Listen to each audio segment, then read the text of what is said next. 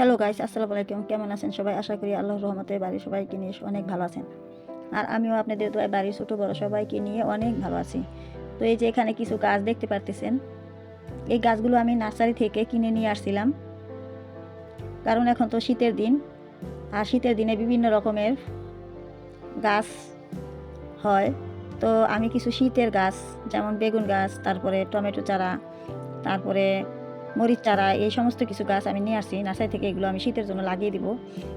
আর এখানে একটি কামরাঙা গাছ আর একটি গন্ধরাজ ফুলের চারা, সেটিও আমি নিয়ে আসছি। আর এই যে আমার বাগানের যত টব আছে, এই টপের যত পুরনো মাটি আছে, সব মাটি আমি এই যে এখানে ফেলে দিছি। আর এখানে আমি মাটি কোদাল দিয়ে কুপিয়ে নিছি, আর কাঁচি দিয়ে সুন্দর করে সেই মাটিগুলো আবার ঝুরঝুরা করে একদম নেড়িয়ে দিছি। তো আমার টপের যত পুরনো মাটি সব আমি এখানে দিয়ে নিছি, কারণ এখানে আমি কিছু শীতের সবজি লাগাবো সেই জন্য। তো বর্ষা শেষ হয়ে শীত যখন চলে আসছে, এখন তো বাগানে কিছু কাজ করতেই হবে। আর নতুন নতুন অনেক গাছ এখন শীতের জন্য চলে আসছে নার্সারিতেও, তো সেখান থেকেও কিছু গাছ আমি নিয়ে আসছি। এই বেগুন গাছ, শসা গাছ, তারপরে জালি কুমড়া, বিভিন্ন রকমের গাছ। এখন শীতের মৌসুম, তো শীতের মৌসুমের ভিতরে শীতের বিভিন্ন রকমের তরি তরকারি, বিভিন্ন রকমের ফুল গাছ, অনেক কিছু এখন। তো এই যে আমার জবা গাছগুলো, এগুলোর ভিতরে আমি কিছু কিছু খাবার দিছি। এগুলো আমি নিজের ডাল থেকে কাটিং করছি। আর কীভাবে জবা গাছের এই ডাল কেটে কাটিং করতে হয় সেটা আমার ভিডিওতে দেওয়া আছে, চ্যানেলে ভিডিও দিয়ে দিছি। তো আপনারা একটু যে দেখে আসবেন। আমি একদম স্বাভাবিক নর্মাল যেভাবে ডাল কেটে বসাই নর্মাল মাটির ভিতরে, সেভাবেই আমি এই ডালগুলো বসিয়েছি। আর এই যে লেবু গাছটা, এই যে মিষ্টি লাউটা দেখতে পাচ্ছেন গাছটা, এই গাছটা কিন্তু আমি একদম ছোট থাকতে বিচি দিয়ে, তারপরে আমার ছোট্ট একটা ব্যাগের ভিতরে আমি মাটি করে লাগিয়েছিলাম। তো সেটা অলরেডি এতটা বড় হয়েছে, তখন আমি এই যে এখানে এনে তারপরে এই যে মাচাটা দেখালাম, ওইখানে আমি আর কি তুলে দিব। আর এই যে মরিচ গাছগুলো দেখতে পাচ্ছেন,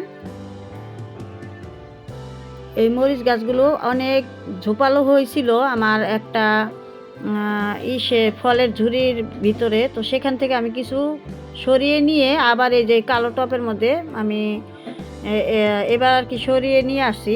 তো গাছটা অনেক বড়, আমার একটু কষ্ট হয়েছিল সরাতে, তারপরও দেখেন আলহামদুলিল্লাহ গাছটা কতটা সুন্দর হয়েছে।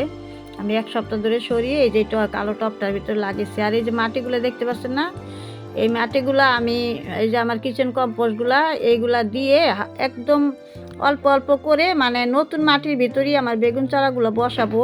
কিন্তু মানে অল্প দিব, যেহেতু চারা ছোট, তো বেগুন গাছগুলো এত বেশি দেওয়া যাবে না। কিন্তু এই সব কিছু দিয়ে এখানে আমার যা যা দেখতে পাচ্ছেন, এগুলোই আমি খাবার বানাবো আর কি। ওই যেগুলো আমি নার্সারি থেকে বেগুন গাছ নিয়ে আসি, তো সেগুলাই কিন্তু আমি দিব একদম অল্প সামান্য, কারণ বেশি দিলে গাছ ছোট মারা যাবে, অলরেডি মারা যাবে। এই জন্য একদম সামান্য দিব। আস্তে আস্তে ধীরে ধীরে যখন আমার গাছগুলো বড় হবে, এই যে ডিএপি সারগুলো দেখতে পাচ্ছেন না, এই ডিএপি সারগুলো, এই যে আমি এখানে যে সবজি, বিভিন্ন ধরনের সবজি লাগাবো, তো এই যে মাটি খুঁচিয়ে নিয়েছিলাম, হ্যাঁ, তো এখানে আমি দিয়ে দিচ্ছি আর কি। তো যে কথা বলতেছিলাম, গাছ যখন বড় হবে তখন আমি আস্তে আস্তে আস্তে আস্তে ধীরে ধীরে খাবারটা বাড়াবো। এখন গাছ ছোট, আমি সেই পরিমাণে খাবারগুলো আমি দিব, দিয়ে তারপর বেগুন গাছগুলো লাগাবো।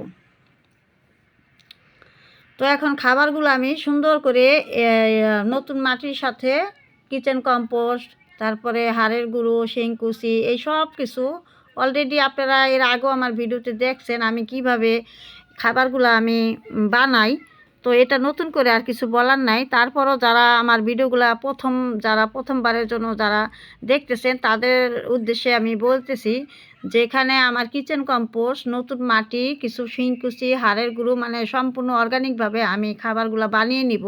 কিছু চুলার ছাইটা হচ্ছে ফাঙ্গাস যাতে গাছে না লাগে সেজন্য ছাইটা দেওয়া, আবার পটাশেরও কিছু কাজ করবে। এই সব কিছু মিলে তারপরে আমি এক মুঠ করে এই সমস্ত খাবার মিশিয়ে তারপরে এক মুঠ করে আমি দিব।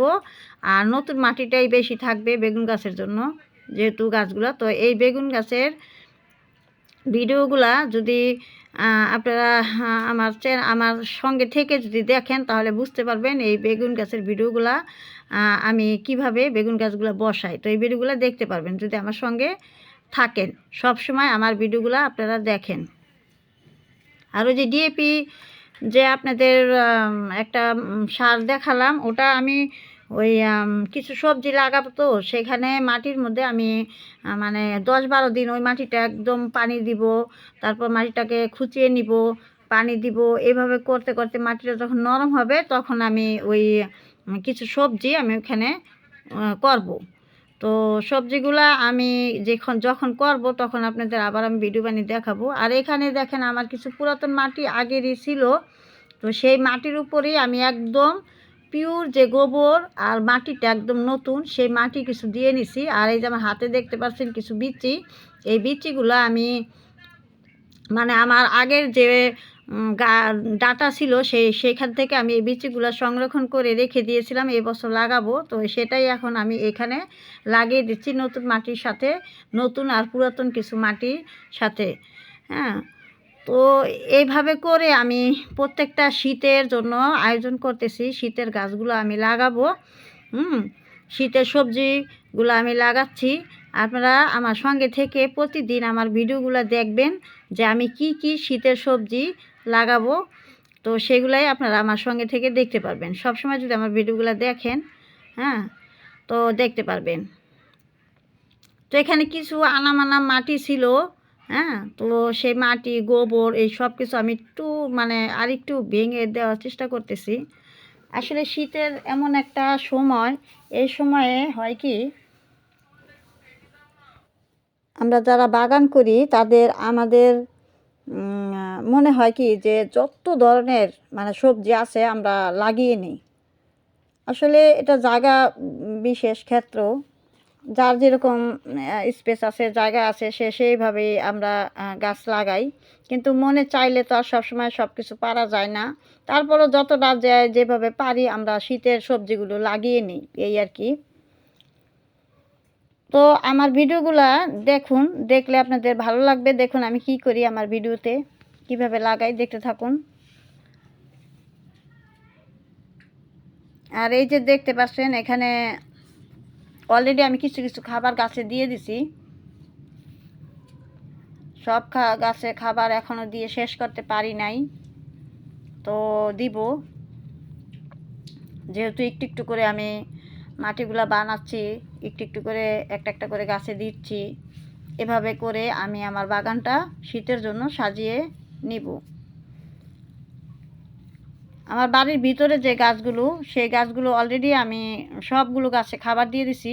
আর এটা যেহেতু আমার বাড়ির বাইরের সাইড, তো এখানে এই যে আমি দেখেন কি সুন্দর করে মাটিগুলা, এই মাটিগুলা অনেক মানে সময় লাগবে আর কি প্রস্তুত করতেছি, অল্প অল্প করে করতেছি।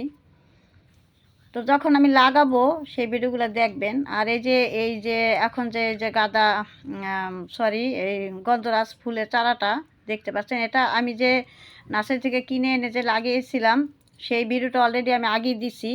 আপনারা একটু গিয়ে দেখে আসবেন, তাহলে বুঝতে পারবেন আমি কিভাবে এটা কি কতটুকু মানে গর্ত করে কতটুকু পরিমাণে কি দিয়ে তারপরে আমি এই গাছ দুটো লাগিয়েছি।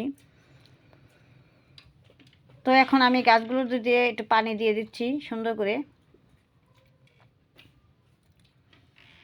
এভাবে করে আমি প্রত্যেকটা গাছ ধীরে ধীরে আস্তে আস্তে করে আমি সব কিছু মানে বাগানটাকে সাজিয়ে নেওয়ার চেষ্টা করতেছি। অলরেডি যখন আমার পুরো কমপ্লিট হয়ে যাবে কাজ, শীতের কাজ, তখন আপনাদের পুরো একটা সুন্দর একটা ভিডিও বানিয়ে আপনাদের সামনে আমি উপস্থাপনা করব। তো সেই পর্যন্ত আমার সঙ্গে থেকে আমার ভিডিওগুলো প্রতিদিন আপনারা দেখবেন। আশা করি আমার ভিডিওটি দেখে আপনাদের ভালো লাগলে একটি লাইক সাবস্ক্রাইব করবেন, আমার পাশে থাকবেন। আর যদি ভালো লাগে আপনাদের বন্ধুদের মাঝে শেয়ার করে দিয়েন। আর বেগুন গাছগুলো আমি অলরেডি মাটিটা অল্প অল্প করে বানাচ্ছি, আমি বেগুন গাছগুলো বসাই দিব, সেই ভিডিও আপনারা পেয়ে যাবেন খুব তাড়াতাড়ি, আমি দিব আপনাদের সামনে। আর একটা জিনিস দেখেন, এই যে কামরাঙা গাছটা দেখেন কত ছোট থাকতেই নার্সারির লোকেরা দেখেন ফলন এনেছে, দেখছেন। আসলে ওরা যে কি করে জানি না।